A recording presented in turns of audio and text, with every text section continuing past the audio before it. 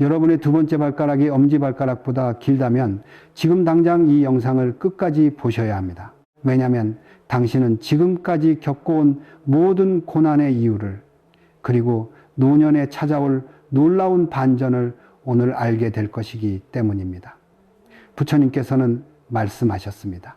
몸의 작은 형상 하나에도 전생의 업과 현생의 운명이 새겨져 있느니라. 두 번째 발가락이 긴 사람, 전 세계 인구의 20%만이 가진 이 특징, 이것은 단순한 유전이 아닙니다. 관세음 보살께서는 이들을 가리켜 이렇게 말씀하셨습니다. 전생에 큰 서원을 짊어지고 온 영혼이며 고난을 통해 복을 완성할 자들이니라. 만약 당신이 지금까지 왜 나만 이렇게 힘들까? 왜 나만 이해받지 못할까? 고민했다면 오늘 그 답을 찾게 될 것입니다. 지금 이 순간 자신의 발을 내려다 보십시오. 두 번째 발가락, 엄지발가락 옆에 있는 그 발가락 말입니다. 만약 그 발가락이 엄지보다 길게 앞으로 뻗어 있다면 당신은 특별한 인연을 가진 사람입니다. 세상 사람들은 이것을 그리스도인 발, 이집트형 발이라는 이름을 붙이며 단순히 뼈의 길이 차이라 설명합니다. 의학은 이것을 중족골의 길이 차이로만 이야기하지요. 하지만 부처님의 가르침 속에서는 전혀 다르게 말합니다. 이 세상에 우연은 없다. 모든 형상에는 인연의 씨앗이 숨어 있다. 법화경에는 이렇게 기록되어 있습니다. 일체의 상은 허망하나 그 허망함 속에 진실한 인과가 숨어 있느니라. 몸의 한 부분도 까닭없이 생기지 않습니다. 눈썹의 모양, 귓불의 흐름, 귓불의 크기, 그리고 발가락의 길이까지도 모두 전생의 업력과 현생의 인연이 만들어낸 결과입니다. 푸르른 녹음이 짙어가는 이 아름다운 2026년 7월 6일, 오늘 저는 여러분께 한 가지 깊은 이야기를 들려드리고자 합니다. 바로 두 번째 발가락이 긴 사람들이 왜 젊은 시절 유난히 많은 고난을 겪고 왜 노년에 이르러서야 뜻밖의 평안과 복을 맞이하게 되는지에 대한 인과의 비밀입니다. 이것은 미신이 아닙니다. 이것은 부처님께서 가르쳐 주신 인과응보의 법칙이며 관세음보살께서 자비로 밝혀주신 생명의 진리입니다. 이 이야기는 관세음보살의 가르침에서 시작됩니다. 그러니 마음을 고요히 하시고 끝까지 귀 기울여 주십시오. 부처님께서는 말씀하셨습니다. 형상을 보고 집착하지 말며 형상을 통해 진리를 깨달으라. 모든 형상은 인연의 흔적입니다. 그 흔적을 따라가면 우리는 자신의 과거와 미래를 동시에 볼 수 있습니다. 관세음보살께서는 이렇게 말씀하셨습니다. 몸은 업의 꽃이며 마음은 그 뿌리이다. 여러분, 우리가 가진 이 육신은 그저 살과 뼈의 조합이 아닙니다. 화엄경에는 이런 구절이 있습니다. 한 티끌 속에 삼천대천 세계가 들어있고 한 털 끝에 우주의 이치가 담겨 있느니라. 눈 하나, 손 하나, 발 하나, 심지어 작은 발가락 하나까지도 모두 과거의 행위, 전생의 서원, 그리고 미래의 인연이 모여 만들어진 것입니다. 부처님께서는 능가경에서 이렇게 가르치셨습니다. 일체 유심조, 모든 것은 마음이 만든다. 즉, 지금 우리가 가진 몸의 모든 부분은 전생에 우리가 품었던 생각, 행했던 행동, 세웠던 서원의 결과입니다. 키가 크고 작은 것도, 목소리가 높고 낮은 것도, 피부색이 맑고 어두운 것도 모두 인과의 법칙에 따른 것입니다. 어떤 사람은 태어날 때부터 건강하고 어떤 사람은 병약합니다. 어떤 사람은 복스러운 얼굴을 타고나고 어떤 사람은 고된 인상을 지닙니다. 이 모든 것이 우연이 아닙니다. 업보차별경에서는 말합니다. 전생에 자비를 베푼 자는 현생에 단정한 용모를 얻고 전생에 인내한 자는 현생에 건강한 몸을 얻느니라. 그렇다면 두 번째 발가락이 긴 것은 무엇을 의미할까요? 이것은 단순한 신체적 특징이 아닙니다. 관세음보살께서는 이렇게 설명하십니다. 발은 사람이 걷는 길을 상징하고 발가락은 그 길의 방향을 나타내느니라. 특히 두 번째 발가락은 책임과 의무, 그리고 타인을 향한 서원을 상징합니다. 그 길이는 전생의 서원과 현생의 과제가 겹쳐진 인연의 표식입니다. 마치 나무의 나이테가 그 나무가 겪은 세월을 보여주듯이 발가락의 길이는 그 영혼이 걸어온 수행의 깊이를 보여줍니다. 관세음보살께서는 그 긴 발가락을 보시며 이렇게 속삭이십니다. 이 사람은 지혜의 업을 짊어진 자, 책임의 업을 선택한 영혼이로다. 전생에 중생을 구제하겠다는 큰 서원을 세웠던 보살의 화신이로다. 관세음보살 본적경에는 이런 말씀이 있습니다. 보살은 자신의 안락을 버리고 중생의 고통을 함께 나누기를 서원하나니 그 서원의 무게가 곧 현생의 업이 되느니라. 여러분, 만약 당신의 두 번째 발가락이 길다면 그것은 부처님께서 당신에게 부여하신 특별한 숙명의 증표입니다. 당신은 평범한 삶을 살려고 이 세상에 온 것이 아닙니다. 당신은 전생에 스스로 선택한 수행의 길을 걷고 있는 것입니다. 신체는 업의 그릇이며 그 안에는 수많은 생의 이야기가 담겨 있습니다. 부처님께서는 말씀하셨습니다. 자신의 몸을 경외하라. 그 안에 부처가 있느니라. 불교에서는 말합니다. 모든 형상은 마음에서 비롯된다. 유식론에서는 이렇게 가르칩니다. 삼계유신, 만법유식. 세 가지 세계는 오직 마음이 만들고 모든 법은 오직 의식이 만든다. 그렇다면 왜 어떤 사람은 두 번째 발가락이 길고 어떤 사람은 그렇지 않을까요? 그것은 바로 전생의 서원 때문입니다. 두 번째 발가락이 긴 사람은 전생에 강한 책임감을 가지고 살았던 영혼입니다. 중생을 이롭게 하겠다는 뜻을 품었던 자, 세상의 고통을 함께 나누겠다고 서원했던 자입니다. 지장보살 보는경에는 이런 이야기가 나옵니다. 지장보살께서 전생에 이렇게 서원하셨습니다. 지옥이 비지 않으면 나는 성불하지 않으리라. 중생이 다 제도되기 전에는 나의 수행을 멈추지 않으리라. 이처럼 큰 서원을 세운 영혼들이 있습니다. 그들은 자신의 편안함보다 타인의 구원을 먼저 생각했던 존재들입니다. 부처님께서는 말씀하셨습니다. 큰 서원을 세운 자에게는 큰 시련이 따른다. 그 시련은 벌이 아니라 서원을 성취하기 위한 수행이니라. 그 서원이 크면 클수록 현생에서의 짐 또한 무거워집니다. 이것이 바로 인과의 법칙입니다. 전생에 많은 중생을 구하겠다고 서원한 만큼 현생에서는 그만큼 많은 책임을 떠안게 됩니다. 그래서 이들은 젊은 시절부터 여러 시련을 겪게 됩니다. 어린 시절부터 부모님의 짐을 대신 지거나 형제 자매를 돌보는 역할을 맡습니다. 학교에서도 반장을 맡거나 다른 친구들을 도와주는 위치에 서게 됩니다. 직장에 들어가서도 가장 힘든 일, 가장 책임이 무거운 일을 맡게 됩니다. 남들보다 더 일찍 출근하고 더 늦게 퇴근합니다. 결혼을 해도 배우자의 가족까지 챙기게 되고 자녀를 낳으면 온 정성을 다해 키웁니다. 사람은 그들을 의지하지만 정작 그들의 고통은 아무도 헤아리지 못합니다. 당신은 강하니까 괜찮을 거야. 당신이 해주면 믿고 맡길 수 있어. 이런 말을 들으며 그들은 더 많은 짐을 짊어집니다. 법구경에는 이런 구절이 있습니다. 고통을 견디는 자는 강한 자가 아니라 자비로운 자이니라. 왜 이런 일이 일어나는 걸까요?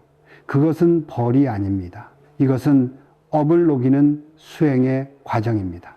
관세음보살께서는 말씀하십니다. 고난은 업을 녹이는 불이다. 그 불길을 견딘 자만이 진정한 평안에 이르느니라. 쇠를 단련해야 할 때 불에 달구어 망치로 두드리듯이 영혼도 고난을 통해 단련됩니다. 전생의 업장, 즉 과거의 잘못과 빚이 현생의 고통으로 나타나 소멸되는 것입니다. 금강경에서 부처님께서는 이렇게 말씀하셨습니다.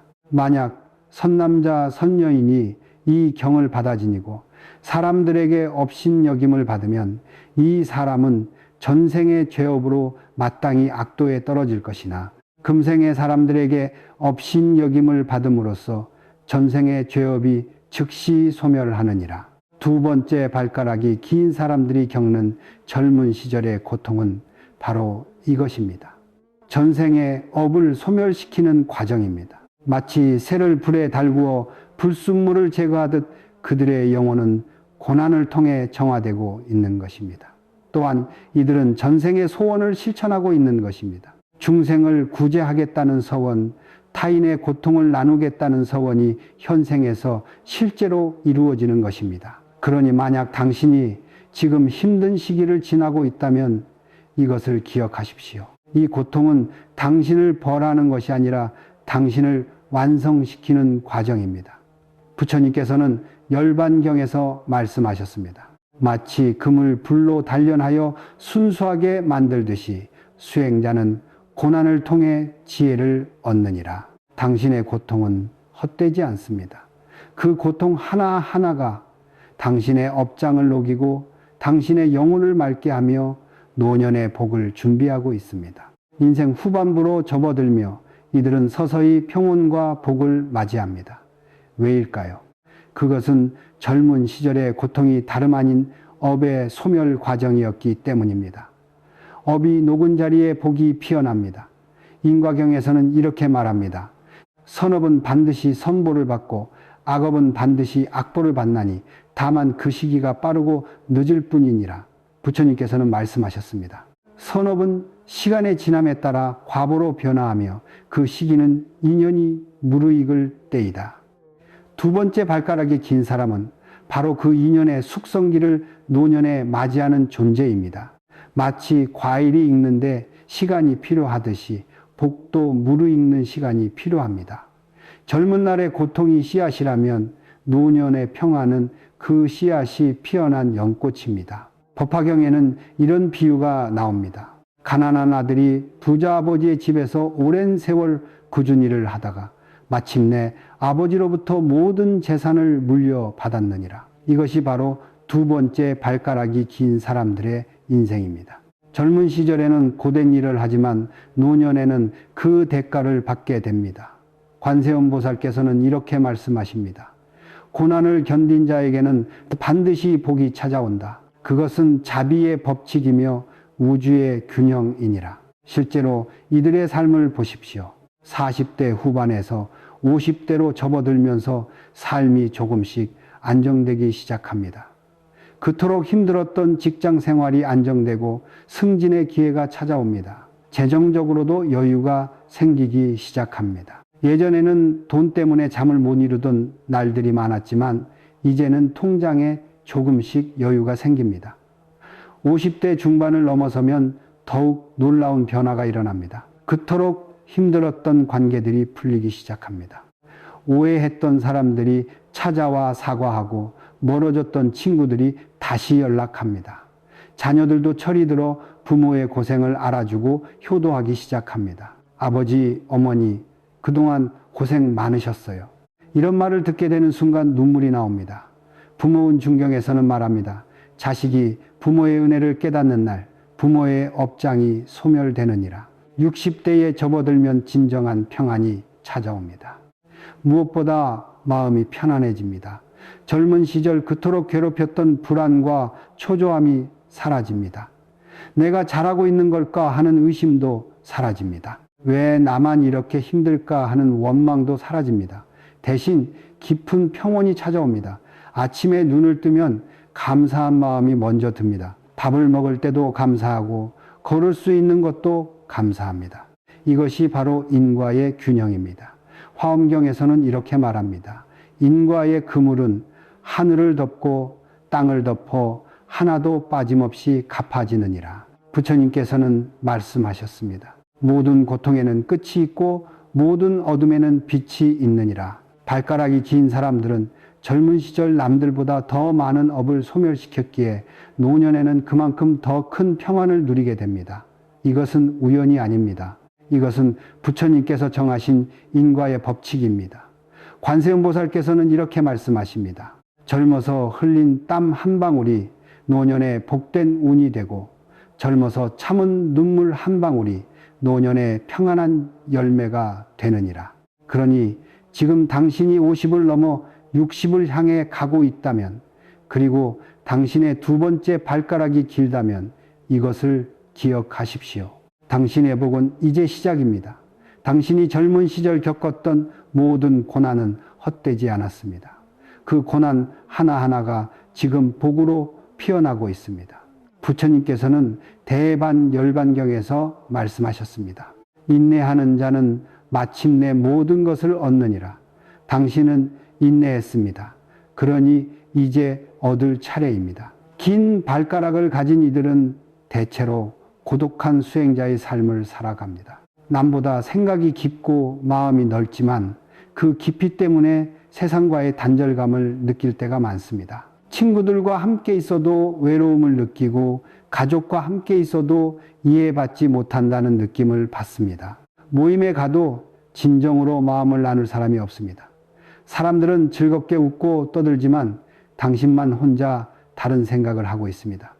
이 사람들은 정말 행복한 걸까? 아니면 그저 외로움을 숨기고 있는 걸까? 이런 생각을 하는 자신이 이상하게 느껴집니다.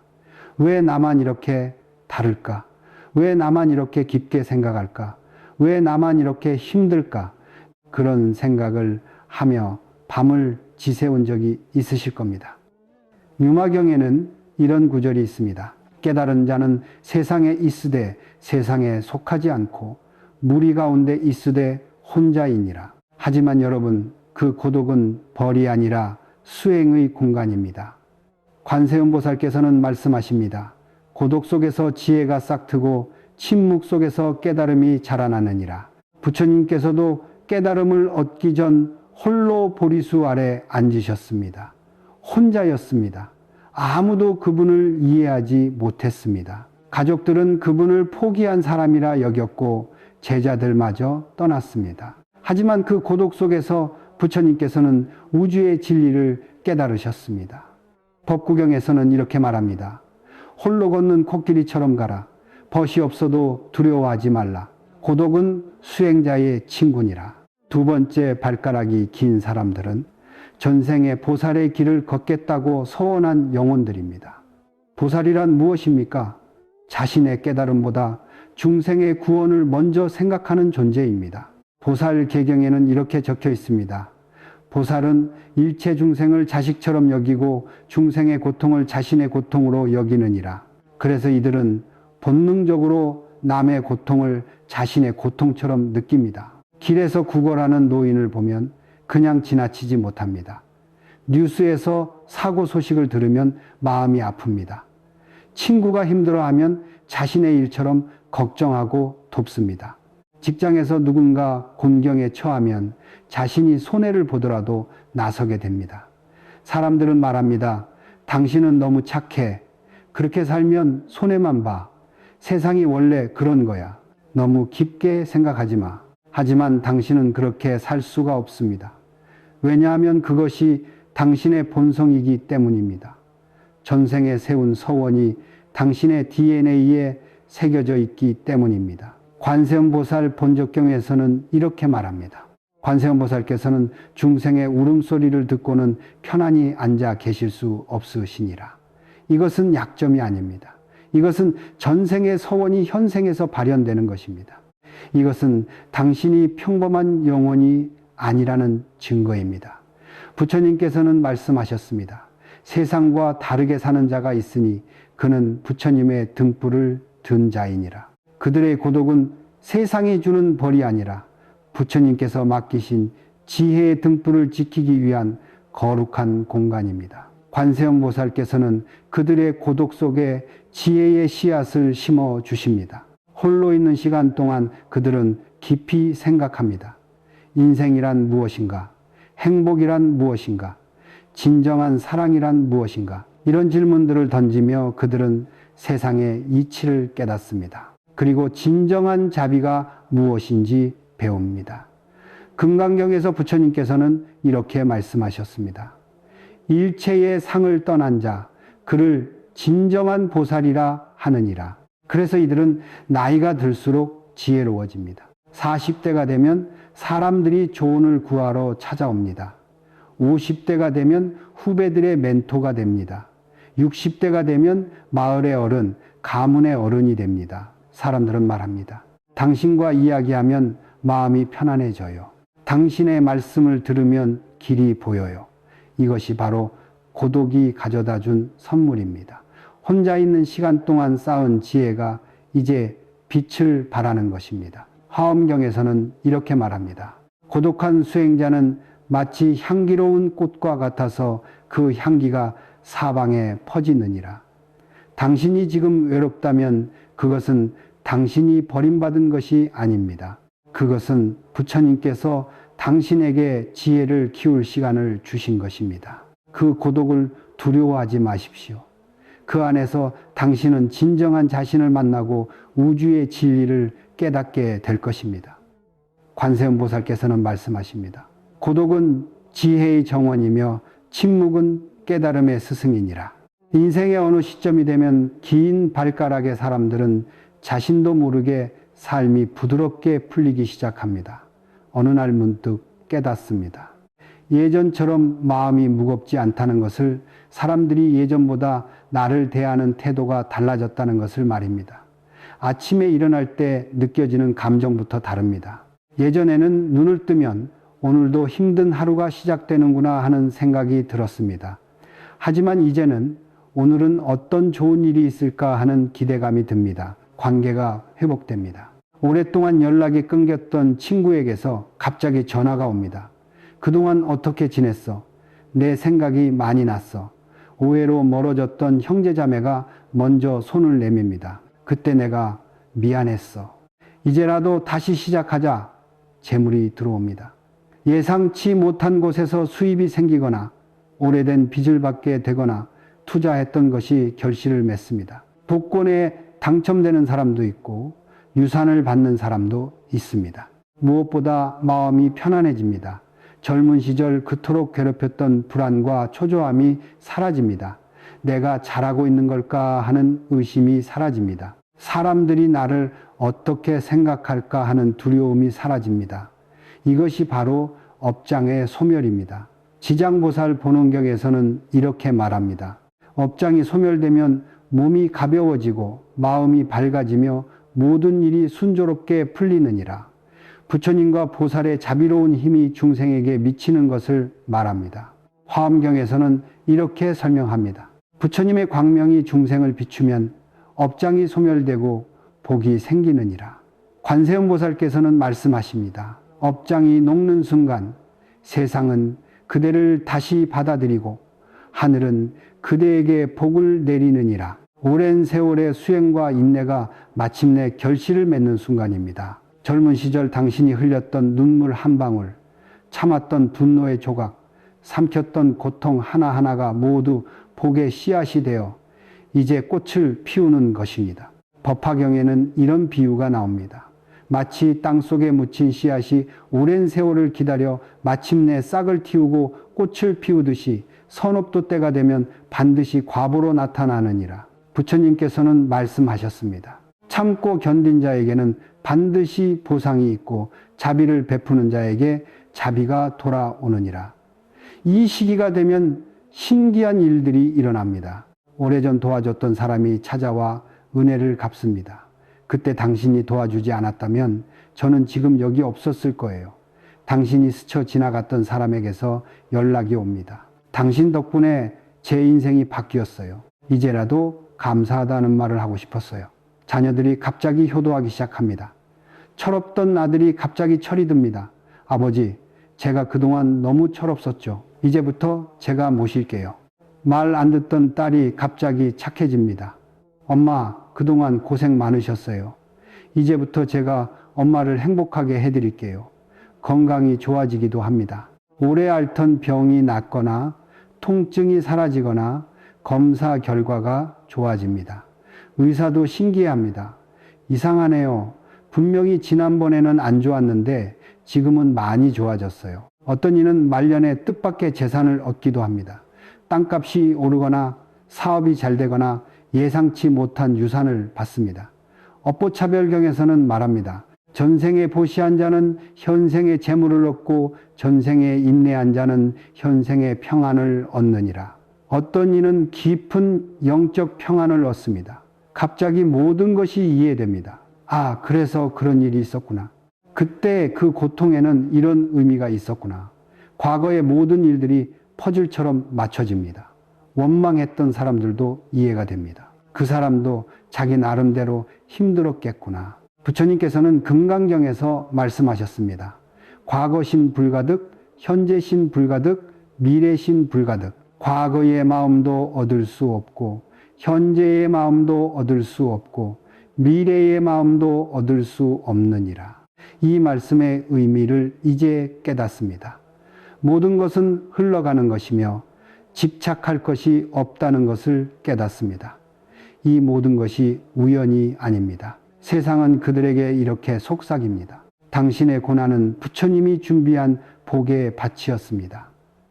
관세음보살께서는 항상 지켜보고 계셨습니다. 당신이 홀로 울던 그 밤도 아무도 알아주지 않아 속상했던 그 순간도 모든 것을 참고 견딘 시간들도 모두 기록되어 있었습니다.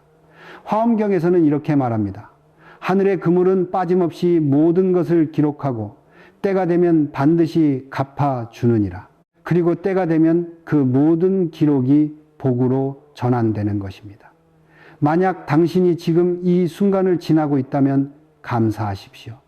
당신의 업장이 녹고 있는 증거입니다. 당신의 인생의 봄이 찾아온 것입니다. 부처님께서는 이렇게 말씀하셨습니다. 몸의 작은 형상 하나에도 인과의 우주가 깃들어 있다. 여러분, 오늘 우리는 두 번째 발가락이 긴 사람들의 이야기를 나누었습니다. 이들은 단지 특이한 신체를 가진 사람이 아닙니다.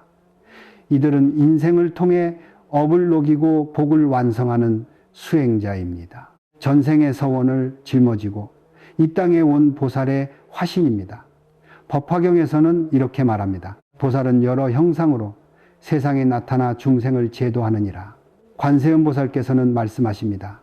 그대들의 발걸음 하나하나가 중생을 향한 자비이며 그대들의 고난 하나하나가 세상을 밝히는 등불이니라. 그러니 자신의 발을 경외하십시오. 그 안에는 수없이 많은 생의 흔적, 부처님의 자비가 함께 머물고 있습니다. 만약 당신의 두 번째 발가락이 길다면 이제 당신은 알게 되었습니다. 당신이 겪었던 모든 고난에는 이유가 있었다는 것을, 그 고난이 헛되지 않았다는 것을 말입니다. 젊은 시절의 눈물은 노년의 지혜가 되었고 젊은 시절의 고통은 노년의 평안이 되었습니다. 부처님께서는 말씀하셨습니다. 모든 인연은 다 이유가 있고 그 이유는 결국 복으로 돌아온다. 화엄경에서는 이렇게 가르칩니다.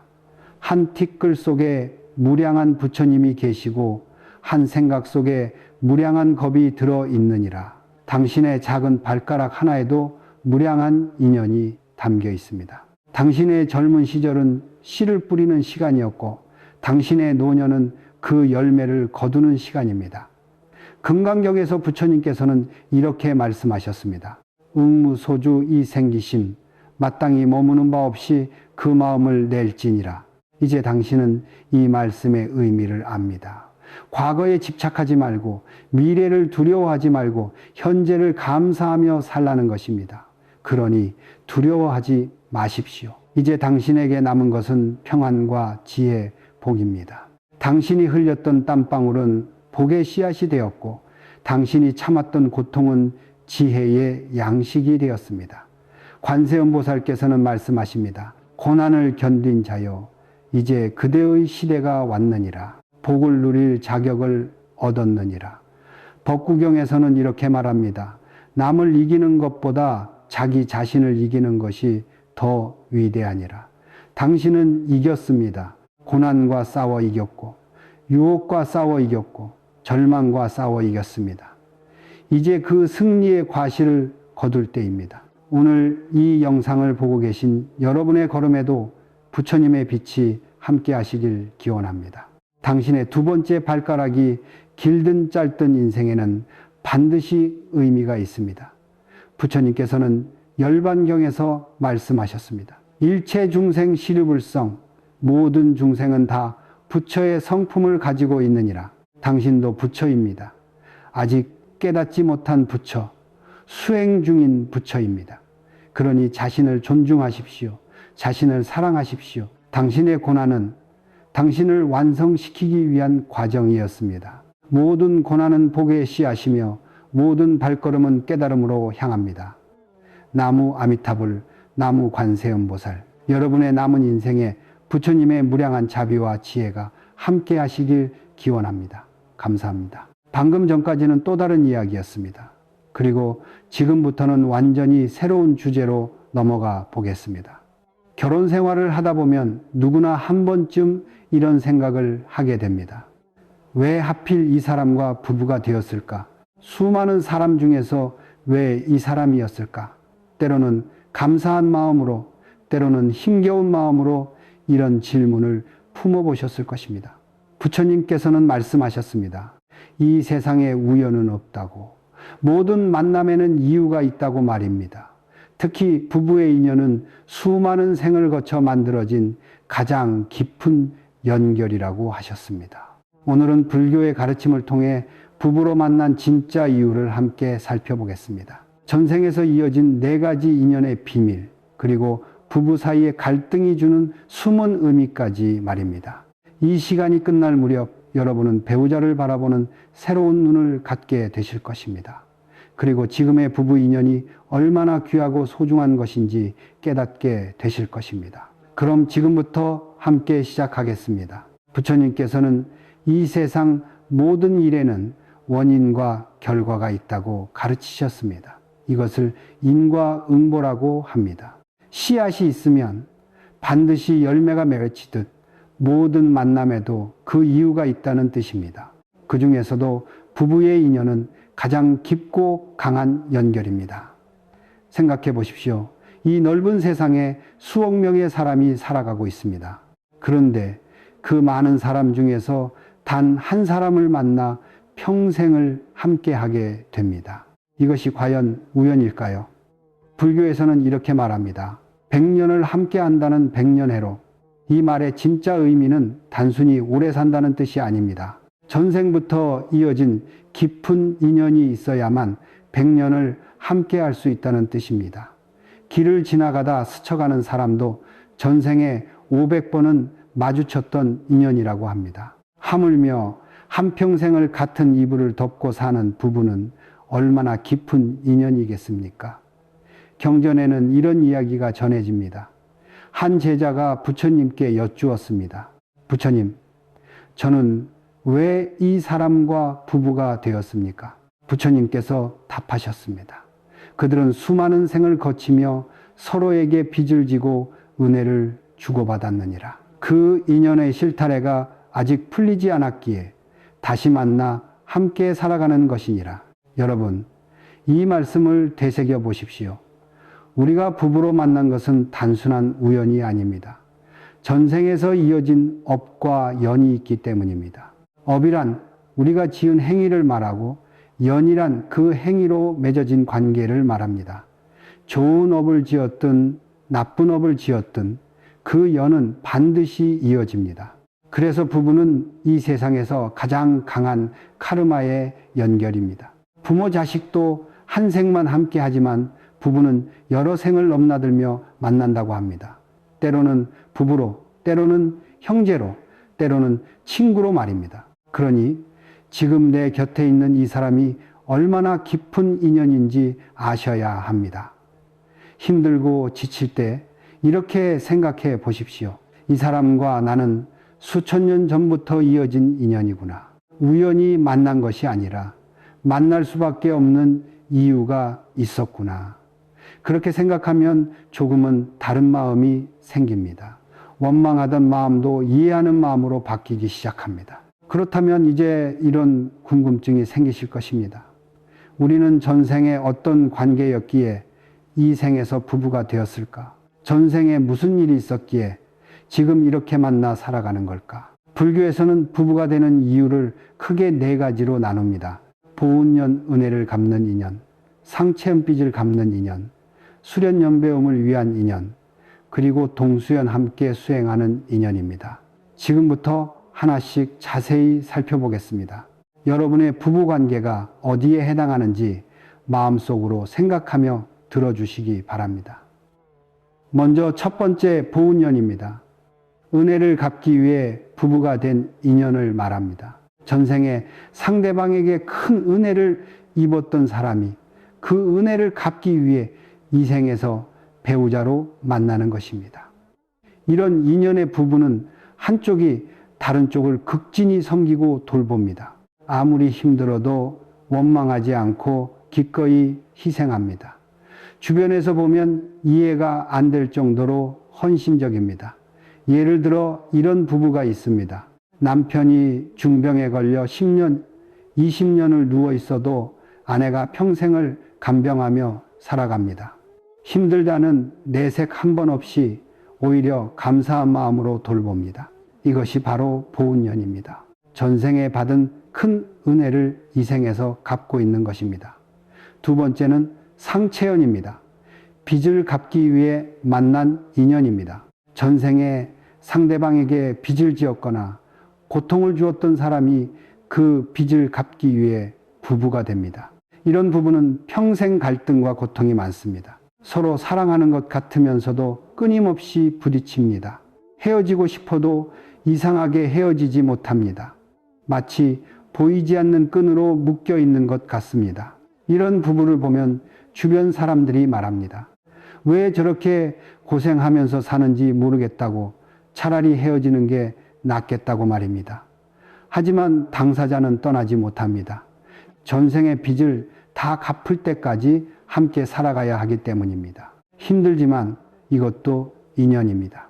빚을 갚으면서 서로 업을 소멸시켜가는 과정입니다. 세 번째는 수련연입니다. 배움을 위해 만난 인연입니다. 이 인연의 부부는 서로가 서로에게 스승이 됩니다. 성격이 정반대인 경우가 많습니다. 한 사람은 급하고 한 사람은 느립니다. 한 사람은 꼼꼼하고 한 사람은 대충입니다. 그래서 자주 부딪히고 자주 싸웁니다. 하지만 이것이 바로 배움의 과정입니다. 상대방은 나의 거울입니다. 내가 보기 싫은 모습을 상대방이 보여줍니다. 내가 고쳐야 할 점을 상대방이 일깨워줍니다. 예를 들어 이런 경우입니다. 아내는 매사에 완벽주의자인데 남편은 느긋하고 여유롭습니다. 아내는 답답해하고 남편은 아내가 너무 예민하다고 생각합니다. 하지만 함께 살다 보면 조금씩 배웁니다. 아내는 남편에게서 여유를 배우고 남편은 아내는 배려와 책임감을 배웁니다. 이렇게 서로의 부족한 점을 채워가며 함께 성장하는 것입니다. 이것이 수련연입니다. 마지막 네 번째는 동수연입니다. 함께 수행하는 인연, 가장 아름다운 인연입니다. 전생에서부터 함께 돌을 닦았던 사람들이 이 생에서도 부부로 만나 정진합니다. 이런 부부는 서로를 존중하고 이해합니다. 큰 다툼 없이 평화롭게 살아갑니다. 삶의 목표가 같고 가치관이 비슷합니다. 서로가 서로에게 힘이 되고 위로가 됩니다. 나이가 들수록 더욱 깊어지는 사랑입니다. 손을 잡고 함께 절에 다니고 함께 봉사하고 함께 기도합니다. 이 생에서 함께 깨달음을 얻고 다음 생에서도 함께 하기를 바랍니다. 이것이 가장 복된 인연, 동수연입니다. 자, 여러분, 이 네 가지 중에서 여러분의 부부 인연은 어디에 해당하십니까? 은혜를 갚는 관계입니까? 빚을 갚는 관계입니까? 서로 배우는 관계입니까? 함께 수행하는 관계입니까? 어떤 인연이든 모두 의미가 있습니다. 보훈연이라면 감사한 마음으로 섬기십시오. 상체연이라면 인내하며 업을 소멸시키십시오. 수련연이라면 겸손히 배우십시오. 동수연이라면 함께 더 높은 경지로 나아가십시오. 중요한 것은 이것입니다. 어떤 인연이든 원망하지 말고 받아들이는 것입니다. 그리고 그 인연 속에서 나를 성장시키는 것입니다. 그런데 많은 분들이 이렇게 물으십니다.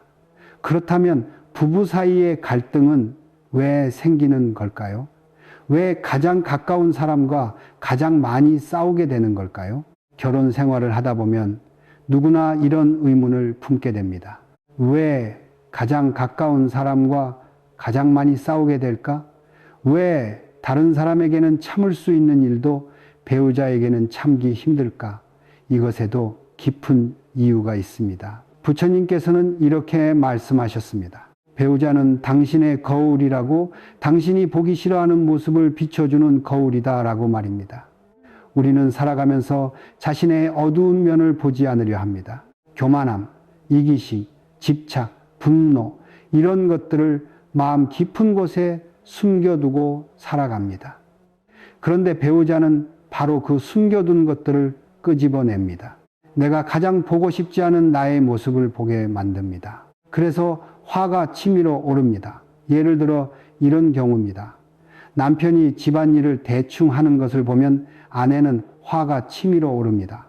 왜 저렇게 무책임할까? 왜 저렇게 대충대충 할까? 하지만 가만히 들여다보면 아내 자신도 어딘가에서는 대충대충 하는 부분이 있습니다. 다만 그것을 인정하고 싶지 않을 뿐입니다. 남편은 그 모습을 비춰주는 거울인 것입니다.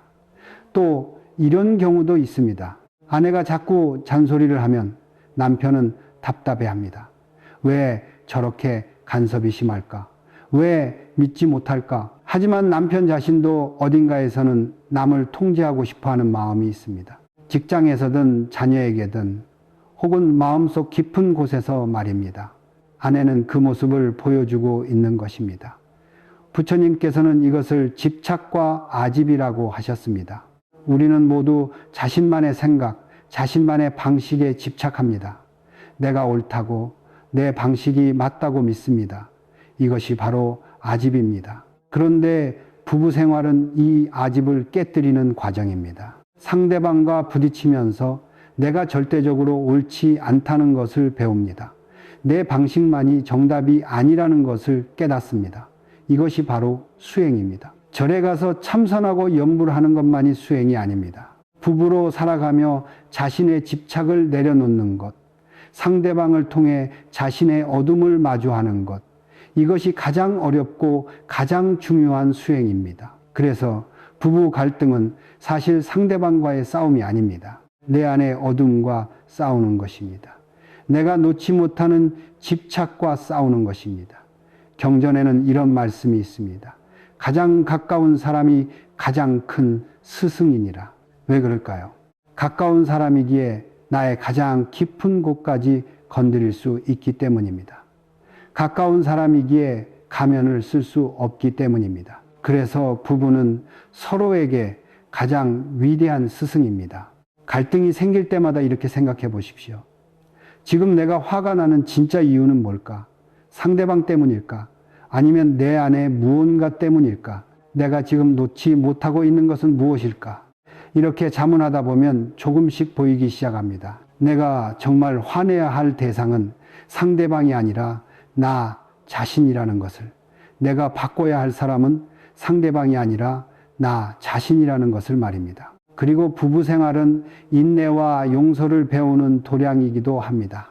참는 것을 배우고 용서하는 것을 배우고 이해하는 것을 배웁니다. 이 모든 것이 우리를 성숙하게 만듭니다. 젊었을 때는 몰랐지만 나이가 들수록 깨닫게 됩니다. 평생을 함께 산다는 것이 얼마나 큰 수행인지를 말입니다. 그 과정에서 겪는 모든 갈등이 사실은 나를 성장시키는 계단이었다는 것을 말입니다. 그렇다면 이제 이런 질문이 남습니다. 이 귀한 부부 인연을 우리는 어떻게 살아가야 할까요? 갈등을 넘어 진정으로 서로를 이해하고 성장하려면 어떻게 해야 할까요? 이제 우리는 알게 되었습니다. 부부로 만난 것은 우연이 아니라 전생부터 이어진 깊은 인연이라는 것을, 그리고 갈등조차 우리를 성장시키기 위한 가르침이라는 것을 말입니다. 그렇다면 이 귀한 인연을 우리는 어떻게 살아가야 할까요? 부처님께서는 세 가지를 말씀하셨습니다. 첫째, 상대방을 바꾸려 하지 말고 나를 돌아보라. 둘째, 갈등 속에서 배움을 찾으라. 셋째, 집착을 내려놓고 존중하라. 하나씩 자세히 살펴보겠습니다. 먼저 첫 번째입니다. 상대방을 바꾸려 하지 말고 나를 돌아보는 것입니다. 우리는 평생 상대방을 바꾸려 합니다. 당신이 이렇게 하면 좋겠어. 당신이 저렇게 바뀌면 좋겠어. 하지만 사람은 바뀌지 않습니다. 아니, 바꿀 수 없습니다. 바꿀 수 있는 사람은 오직 나 자신뿐입니다. 부처님께서 이렇게 말씀하셨습니다. 1000명의 적을 이기는 것보다 자기 자신을 이기는 것이 더 위대하니라. 부부 생활도 마찬가지입니다. 상대방과 싸워 이기는 것이 아니라 내 안의 집착과 아집을 이기는 것입니다. 배우자가 무언가 마음에 들지 않을 때 이렇게 물어보십시오. 내가 왜 화가 날까? 내가 무엇에 집착하고 있을까? 그러면 조금씩 보입니다. 내가 원하는 대로 되지 않아서 내 기대가 무너져서 화가 난다는 것을 말입니다. 그때 그 기대를, 그 집착을 내려놓으십시오. 그러면 마음이 편안해집니다. 두 번째는 갈등 속에서 배움을 찾는 것입니다. 부부 싸움을 할 때마다 이렇게 생각해 보는 것입니다. 지금 이 상황이 나에게 무엇을 가르치려 하는가? 내가 여기서 무엇을 배워야 하는가? 예를 들어 배우자가 약속을 지키지 않아 화가 났다고 합시다. 그럴 때 상대방을 원망하는 대신 이렇게 생각해 보는 것입니다. 나는 지금 인내를 배우고 있구나. 혹은 기대를 내려놓는 법을 배우고 있구나. 아니면 용서하는 법을 배우고 있구나. 이렇게 생각하면 갈등이 배움의 기회가 됩니다. 고통이 성장의 계단이 됩니다. 그리고 이상하게도 그렇게 생각하고 나면 화가 조금씩 가라앉습니다. 세 번째는 집착을 내려놓고 존중하는 것입니다. 많은 분들이 착각하시는 것이 있습니다. 부부는 한 몸이니까 모든 것을 함께 해야 한다고 생각하시는 것입니다. 하지만 부처님께서는 이렇게 말씀하셨습니다. 모든 존재는 독립된 영혼이니라. 부부라 해도 각자 다른 영혼입니다. 다른 생각을 가질 수 있고 다른 길을 갈 수도 있습니다. 그것을 인정하고 존중해야 합니다. 상대방이 내 마음대로 되기를 바라는 것, 그것이 집착입니다. 상대방도 나와 같아야 한다고 생각하는 것, 그것이 교만입니다. 내려놓으십시오. 배우자를 내 소유물처럼 생각하는 마음을, 내 뜻대로 하려는 마음을 내려놓으십시오. 그리고 있는 그대로 존중하십시오. 당신은 당신이고 나는 나입니다. 다르지만 함께 가는 동반자입니다. 이것이 진정한 부부의 모습입니다. 그렇다면 구체적으로 일상에서 어떻게 실천할 수 있을까요? 세 가지 작은 실천을 말씀드리겠습니다. 하나, 매일 감사한 것 한 가지를 찾으십시오. 아침에 일어나서 혹은 잠들기 전에 배우자에게 감사한 것 한 가지를 떠올려 보십시오. 말로 표현하지 않아도 됩니다. 마음속으로만 생각해도 됩니다. 오늘도 함께 있어줘서 고맙다. 건강하게 살아 있어줘서 고맙다. 이런 작은 감사가 마음을 부드럽게 만듭니다. 둘, 판단 대신 이해하려 하십시오. 배우자가 무언가 했을 때 바로 판단하지 마십시오. 왜 저랬을까? 무슨 이유가 있을까? 이렇게 생각해 보십시오. 모든 행동에는 이유가 있습니다. 그 이유를 이해하려 할 때 마음이 열립니다. 셋, 작은 것을 함께 나누십시오. 거창한 것이 아니어도 됩니다. 함께 차 한 잔 마시기, 함께 산책하기, 함께 꽃 한 송이 감상하기, 이런 작은 순간들이 부부의 인연을 깊게 만듭니다. 그리고 무엇보다 나이 들어가는 서로를 따뜻하게 바라봐 주십시오. 젊었을 때는 서로의 부족함이 보였지만 나이가 들수록 서로의 소중함이 보입니다. 흰머리가 하나둘 늘어가고 주름이 깊어져 가는 그 모습 속에 평생의 인연이 담겨 있습니다. 부처님께서는 말씀하셨습니다. 함께 늙어가는 것, 그것이 가장 아름다운 수행이니라. 여러분, 지금 옆에 계신 그분을 한번 바라보십시오. 평생을 함께한 혹은 앞으로도 함께할 그분을 말입니다. 그분이 바로 수천 년 전부터 당신과 함께 온 소중한 인연입니다. 오늘 우리는 부부 인연에 대해 함께 살펴보았습니다. 이제 마무리하며 핵심을 세 가지로 정리하겠습니다. 첫째, 부부로 만난 것은 우연이 아닙니다. 전생부터 이어진 깊은 인연이며 수천 년을 넘어 다시 만난 소중한 연결입니다. 둘째, 부부 갈등도 의미가 있습니다. 그것은 우리를 성장시키기 위한 가르침이며 집착을 내려놓게 하는 수행입니다. 셋째, 감사와 이해로 인연을 가꿀 때 부부는 서로에게 가장 위대한 스승이 됩니다. 여러분, 오늘 저녁 집에 돌아가시거든 배우자에게 이렇게 말씀해 보십시오. 고맙습니다. 단 한마디면 됩니다. 무엇이 고마운지 길게 설명하지 않아도 됩니다. 그저 고맙습니다 한마디면 충분합니다. 그 한마디가 수천 년 이어진 인연에 대한 예의입니다. 평생을 함께 해온 그분에 대한 존중입니다. 부처님께서는 이렇게 말씀하셨습니다. 인연을 소중히 여기는 사람은 다음 생에도 좋은 인연을 만나느니라. 2016년 7월 6일의 한여름밤인 바로 지금 이 순간 여러분 곁에 있는 그분이 바로 그 귀한 인연입니다. 때로는 힘들고 때로는 서로 상처 주기도 하지만 그 모든 것이 함께 가는 길입니다. 이 귀한 인연을 원망이 아닌 감사로 채워가시기 바랍니다. 집착이 아닌 존중으로 가꾸어 가시기 바랍니다. 그리하여 백발이 성성할 때까지 아름답게 함께 하시기를 바랍니다. 긴 시간 함께 해주셔서 감사합니다. 여러분의 부부 인연이 날마다 깊어지고 아름다워지기를 기도합니다. 안녕히 계십시오.